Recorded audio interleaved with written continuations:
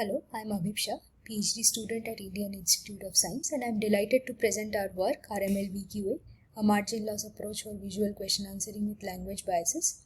This is a joint work with Shravanti Addepalli and Professor Venkatesh Babu at Indian Institute of Science. We first begin by motivating the well-known problem of language biases of VQA and the prior works to mitigate it. Thereafter, we explain how margin losses can be useful to solve the problem and how the adaptive margins are learned from the model itself. Finally, we talk about how we make our model robust to the answer distributions of the test set and conclude with the results we obtain. Visual question answering is the task of answering a natural language question based on an image. So basically, given this question, the model has to understand the image fully and focus on the correct region to answer it. Now suppose the training set is such that most of the times the answer to this question is man. Few times it's woman and very less number of times it's the children.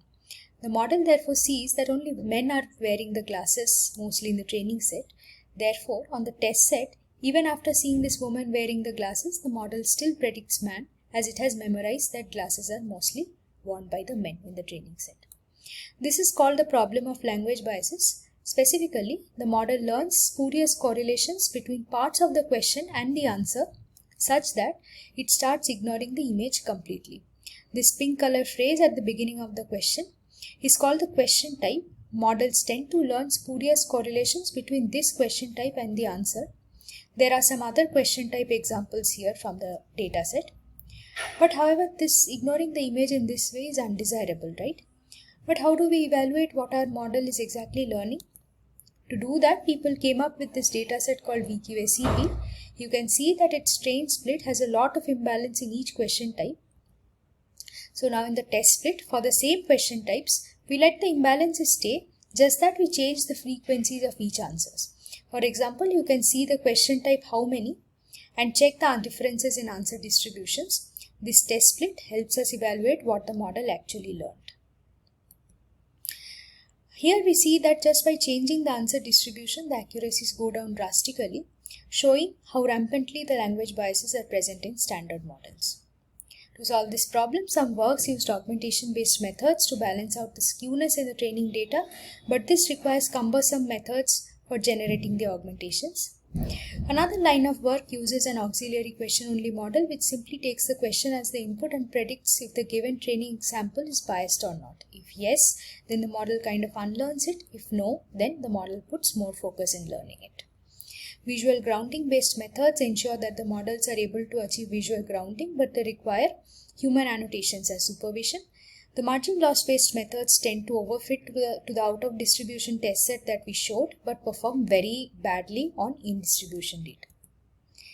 Now to begin with, we first show the angular margin loss introduced by ArcFace, a face recognition method.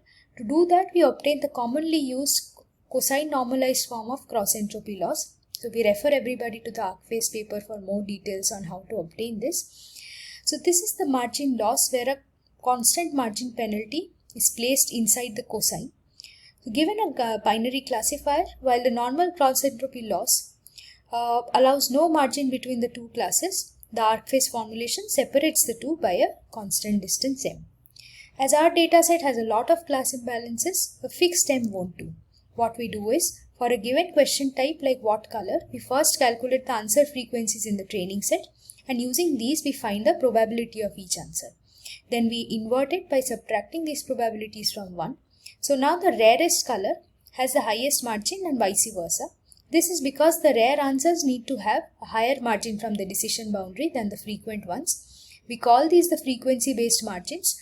However, the problem with this formulation is that now the model will focus too much on these sparse answers and then start overfitting to it.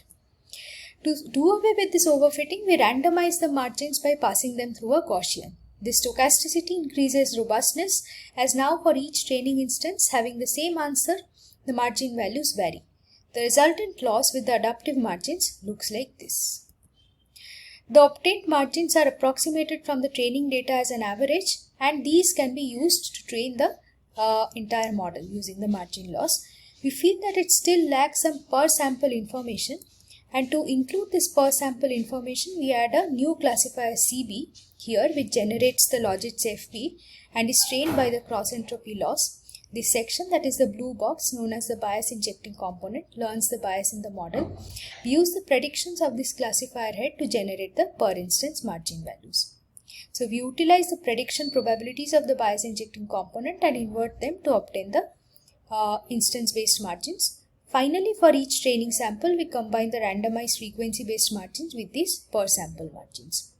The bias injecting component learns the bias in the dataset and hence clusters the feature space with respect to the question types. We then use a SoupCon loss with respect to the ground truth answers. This helps keep each answer within a question type cluster distinct in the feature space. Our final loss consists of this angular margin loss having the combined margins, the cross entropy loss to train the bias injecting component, and the SoupCon loss. To make the predictions independent of the test set distribution, we do test time ensembling. The margin loss trained logit head is an expert on the out of distribution data, but the bias injecting component is an expert on the in distribution data. So we combine them. So finally, we combine the predictions from the two classifier heads and generate the final predictions using a combination weight alpha, whose value is set to be 0.5. Comparing with competing methods, we find that our method achieves state-of-the-art on the out-of-distribution VQA CP while maintaining competitive results on the in-distribution VQA V2 validation set. More significantly, out of all the competing methods, our method is the most robust to both the datasets, as is evident from the value in this difference column.